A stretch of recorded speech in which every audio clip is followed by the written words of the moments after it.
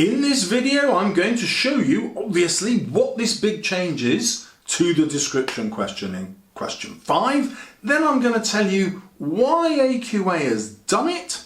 Then third is, well, what sort of problem is that going to present me? Why is that going to make my exam more difficult? And then you will be relieved to know, point 4, the longest bit, how are we going to overcome this difficulty, Mr. Salles? Give us some secret sauce.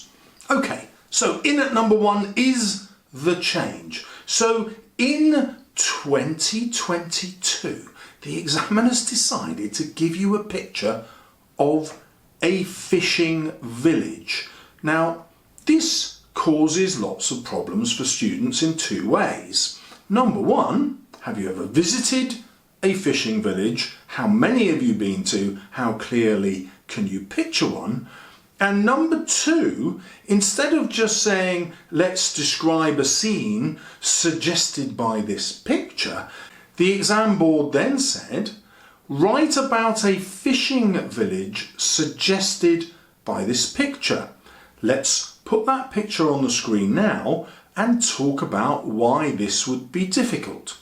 So if you don't know the names for the types of boat, what this harbour wall system is called, what these concrete blocks are referred to, what's the difference between the nets here and what are these things that they're stored on, what are these strange structures? Do you know what fishermen would wear, what they would look like? Do you know what time of day they'd be going fishing and returning? What sort of fish would they be fishing for? Now, you don't have to know all of those things in order to write a description. After all, they've given you a picture, and that's how AQA justify it to themselves.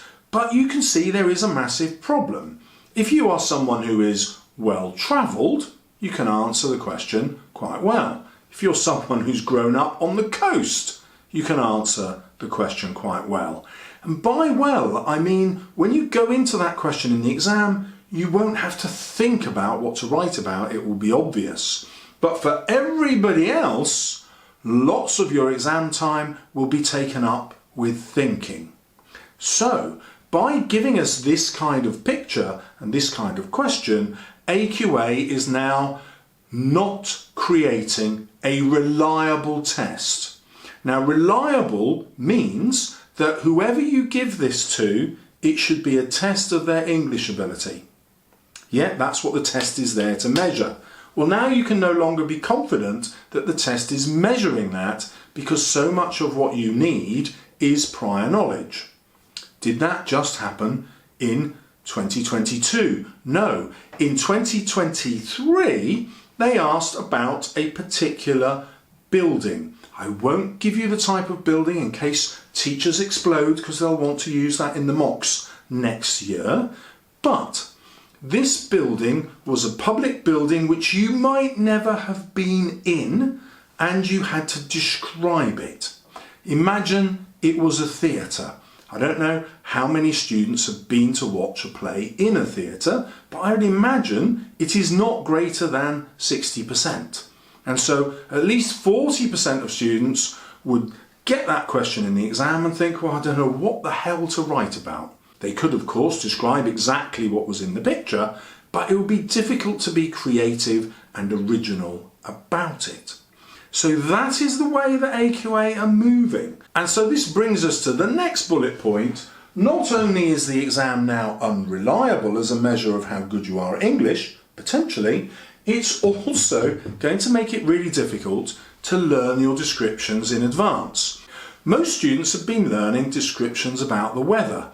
Now that's a big problem, not with the fishing village, but it is a massive problem if you're inside a building. How on earth do you use that description that you've memorised? So we've had 2 problems. 1, you'll be asked to describe something that you might not know much about at all. And 2, if you've memorised description in advance, it's going to be super hard to apply it to that question. Well, solution time, Mr. Salles. Number 4, what are we going to do about it? Okay, so I am going to remember 2 different weather descriptions. One positive and one negative.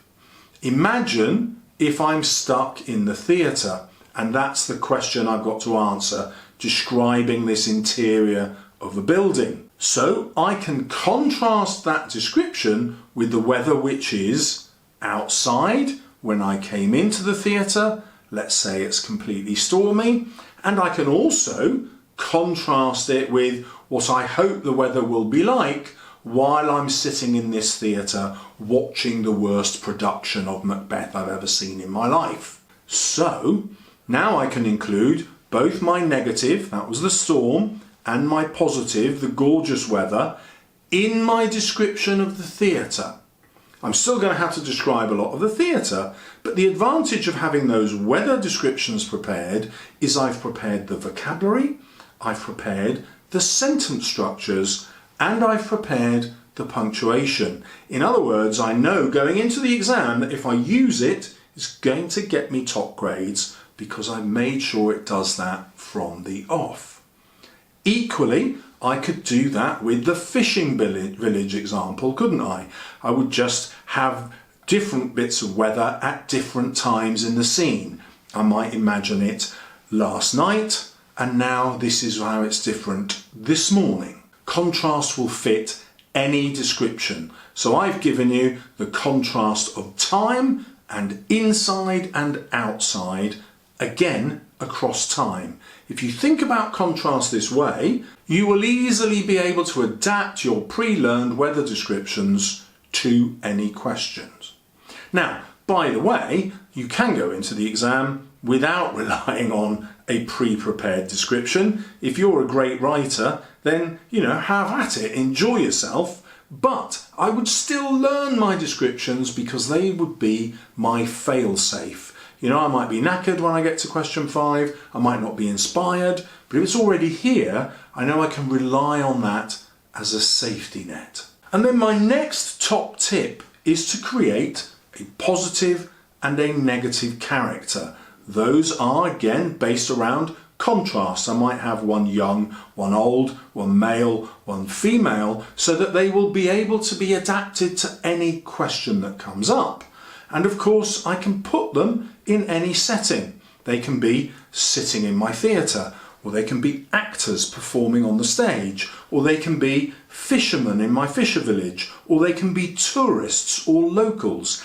I can adapt the description to put in any setting.